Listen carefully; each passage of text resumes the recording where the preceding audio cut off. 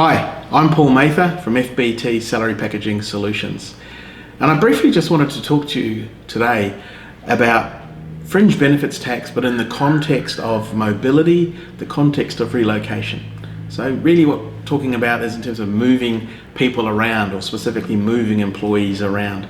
So it could be moving them interstate within Australia on a permanent basis or on a temporary basis, sending an employee away somewhere on a secondment, such as a living away from home secondment. It could be recruiting or transferring someone from overseas into Australia, like on some sort of expatriate terms.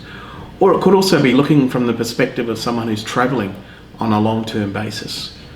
So this topic of mobility and relocations is one that's very challenging, and that's reflected in the fact that the most commonly requested advice from the tax office by way of their private binding ruling service in the FBT space, the most commonly requested area for FBT advice is in relation to mobility and relocations, which something I thought was quite surprising. But I think the reason for that is the fact that when we're assessing the FBT implications of someone who's been relocated, it's actually getting an understanding, we need to get an understanding about their personal circumstances and what the actual arrangement or agreement is in relation to that relocation or that assignment or secondment, whatever form it may take, and it can take a whole range of different forms.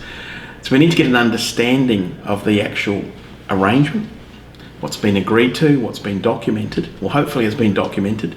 But then in addition to that, to then determine how the FBT rules and how they apply, and also very importantly how the exemptions or concessions or reductions may apply, is we need to understand clearly how has the employee been financially assisted by the employer. So has the employer provided accommodation or reimbursed accommodation costs? Has the employer reimbursed relocation costs?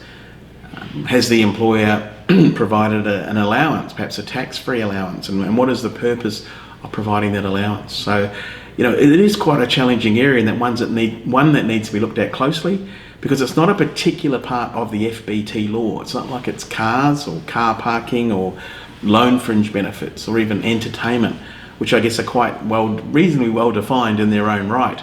But this area of relocations and mobility is very broad, and we need to look at each individual employee or scenario situation.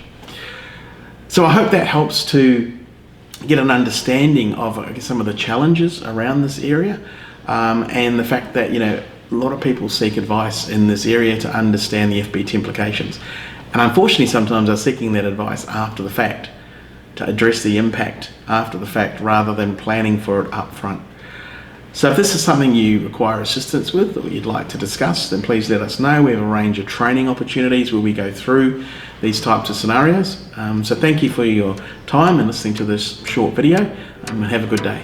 Thank you.